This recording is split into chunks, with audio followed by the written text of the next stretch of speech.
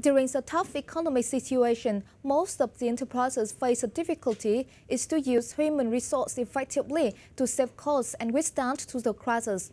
HR outsourcing service is one of the useful solutions that most businesses prioritize to choose. This kind of service is newly appeared in Vietnam in recent years and considered the golden time for further development.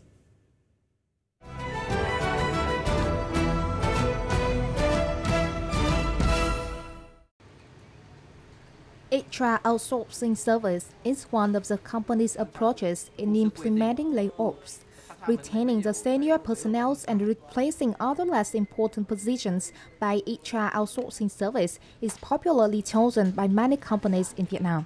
Using this service, a company will save a big cost and at the same time achieve the goal efficiently. Xu hướng là ví dụ như là các công ty bây giờ là thuê bảo vệ ở bên ngoài này, thuê dịch vụ dọn dẹp ở bên ngoài này. Đấy là những dịch vụ cấp thấp là họ đã thuê ở bên ngoài. Thì bên cạnh đấy có những dịch vụ cao cấp cũng thuê bên ngoài, ví dụ như là luật sư, ví dụ như là kế toán thì hoặc là kiểm toán nội bộ thì họ cũng thuê bên ngoài. Thì rõ ràng là cái việc thuê bên ngoài như thế thì một cái điều khẳng định chắc chắn là chuyên môn về công việc chắc chắn họ sẽ làm cao hơn. Từ cái việc mình nói dọn dẹp chẳng hạn như thế, bây giờ mình thuê một cô vào dọn dẹp mình không hài lòng, mình không thể nào đuổi cô ấy đi được. Nhưng nếu như mà mình thuê một công ty dọn dẹp mà mình không thấy hài lòng với chất lượng của họ thì mình có thể bảo họ là đề nghị thay người khác đến và hôm sau chắc chắn sẽ nhìn thấy một gương mặt mới. HR outsourcing offers many services like HR consultancy, salary management, HR outsourcing management, searching and selection of senior personnel, or recruiting online. It said that HR outsourcing is a smart solution which not only helps a company actively and flexibly use its workforce to achieve certain goals, but it also saves costs and time. Sử dụng dịch vụ nhân sự thuê ngoài nó sẽ giúp cho các cái doanh nghiệp linh hoạt hơn trong các việc mà triển khai các hoạt động sản xuất kinh doanh. Các cái kế hoạch sản xuất kinh doanh sẽ được triển khai một cách nhanh nhạy và kịp thời, cũng như là đảm bảo các yếu tố về chi phí nhân sự hợp lý. Đôi khi các cái công ty tập đoàn lớn họ bị hạn chế các cái headcount, các cái số lượng nhân sự thì họ phải bắt buộc phải thuê dịch vụ nhân sự bên ngoài, hoặc là khi mà cần phải huy động nhân sự với số lượng lớn trong thời gian ngắn thì họ có thể triển khai thông qua các cái đơn vị bên ngoài dễ dàng hơn và nhanh chóng hơn, cũng như đáp ứng được cái thời gian. HR outsourcing service is very popular in the world, but in Vietnam, the number of enterprises using the service is still a limited number. The enterprises can be mentioned like First Alliances, Navigos, or NIC Group. Although it can be a good solution, deciding to adopt this outsourcing service depends on many factors, as it must be considered carefully due to some of its disadvantages and inherent risks. Các cái đối tác mà sử dụng cái dịch vụ này là phải chọn được những cái đối tác mà cung ứng cái dịch vụ nhân sự này là hết sức là phải được kiểm nghiệm kỹ, cũng như là phải có tổ chức có uy tín, có tên tuổi, cũng như là hoạt động nghiêm chỉnh, không thì sẽ ảnh hưởng đến các cái thương hiệu uy tín của chính cái đơn vị sử dụng dịch vụ này. Thứ hai đó là về vấn đề pháp lý ở Việt Nam thì hiện tại là cũng chưa có một cái văn bản pháp lý nào điều chỉnh riêng cho cái hoạt động cái quan hệ lao động kiểu như vậy. Có một cái nhược điểm, tức là do cái tâm lý và cũng cho một cái hiện thực thôi, tức là tình báo công nghiệp, đúng không? Rồi là những người của những công ty khác cạnh tranh nó cài vào để nó phá hoại mình. Nếu như anh thẩm tra không cẩn thận, dù có dịch vụ có thuê ngoài nhân sự hay không thuê ngoài thì anh cũng vẫn phải bảo đảm cái an ninh nhân sự trong doanh nghiệp của mình. As the economy is getting warmer, many enterprises will expand their operations and more personnel is needed. It is a goal time for HR outsourcing service to develop the self-specialization purpose. Thí dụ như các cái hãng mà xuyên quốc gia trên thế giới ấy, người ta chỉ nắm thiết kế và lắp ráp tổng thể, cuối cùng người ta quản lý chất lượng thôi. Chứ làm sao người ta xây dựng được hàng nghìn cái doanh nghiệp khác nhau, mà chỉ có những doanh nghiệp khác nhau trên thế giới ấy nó rất chuyên sâu, trình độ nó cực cao luôn, thì người ta mới đạt được cái chất lượng sản phẩm nó theo đúng cái yêu cầu của thị trường và nó rẻ. Thì cái dịch vụ thuê ngoài về nhân sự tôi cho rằng là một cái sự phát triển bình thường, mà tôi cũng thấy rằng các doanh nghiệp nên sử dụng dịch vụ này. Many enterprises want to expand their operations, but they don't want to expand his personal size or just want to use a number of workforce for a certain period of time. HR outsourcing service won't be a smart choice for enterprises. However, experts said selecting a good service provider will depend on its professionalism, transparent rules and regulations, and responsibility.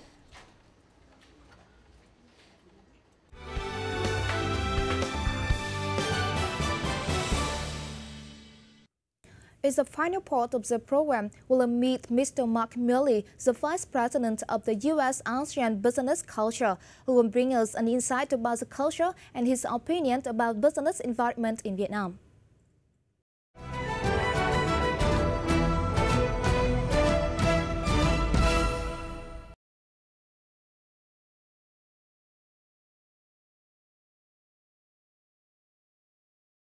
Thank you very much for joining us today. Well, as we know that the organization has a lot of members, so could you please tell us more about the mission of the organization? The U.S.-ASEAN Business Council is an organization of American companies that are interested in doing business in Southeast Asia. Most of the companies are the Fortune 500 types of companies, so the well-known companies like ExxonMobil or Google or Microsoft. But we also find even lesser-known companies, but also good international businesses that again are interested in learning more about opportunities in Southeast Asia.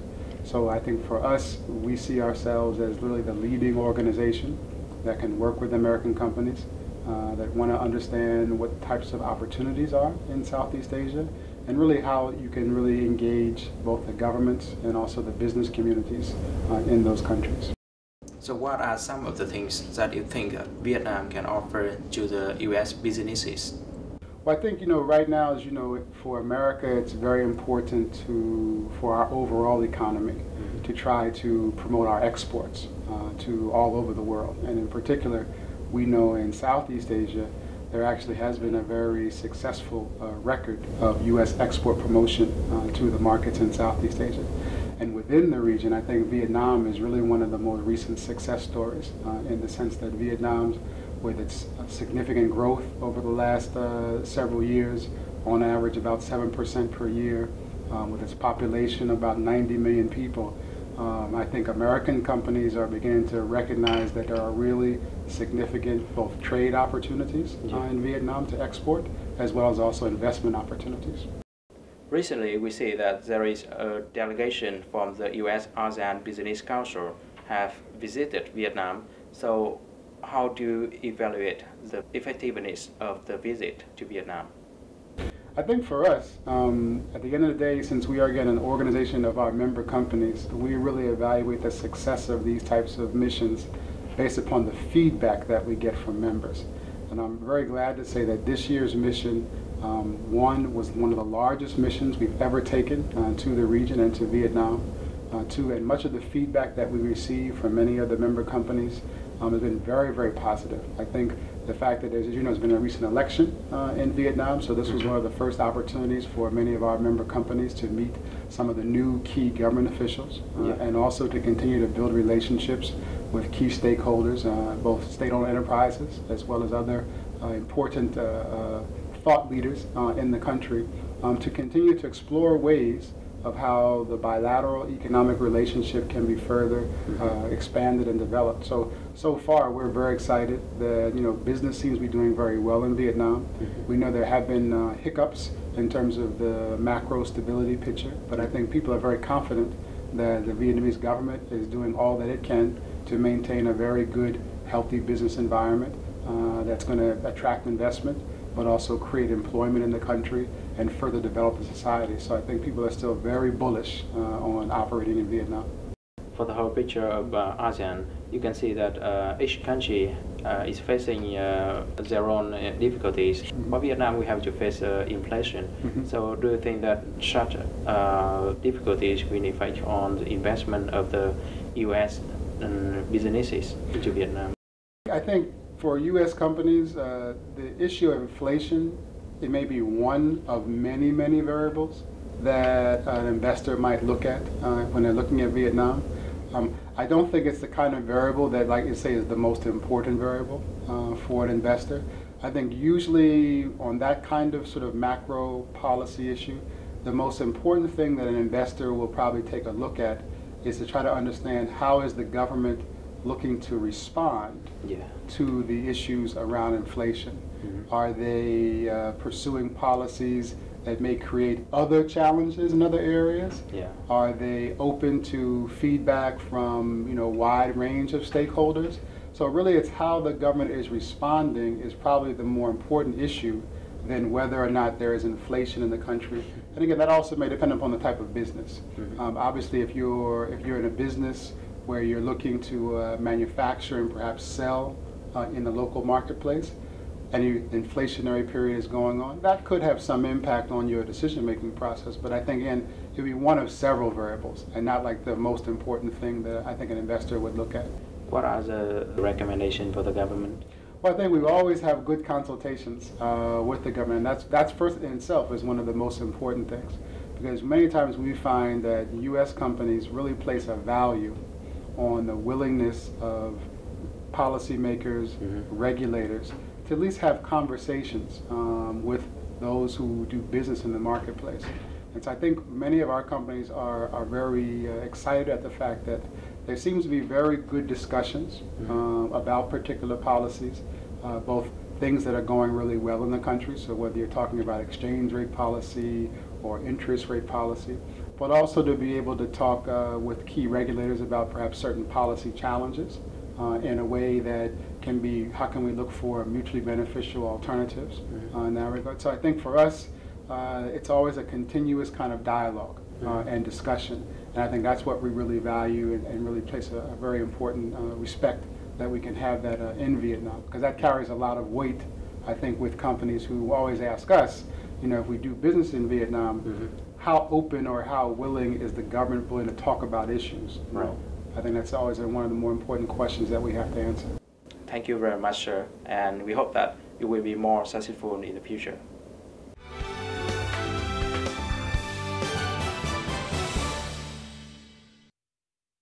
The conversation has concluded our program this week. Thank you for watching. For comments and feedbacks, please send us an email at intovietnam@viatv.vn or call us at 0422208288 or 0983566844. Goodbye and see you next time.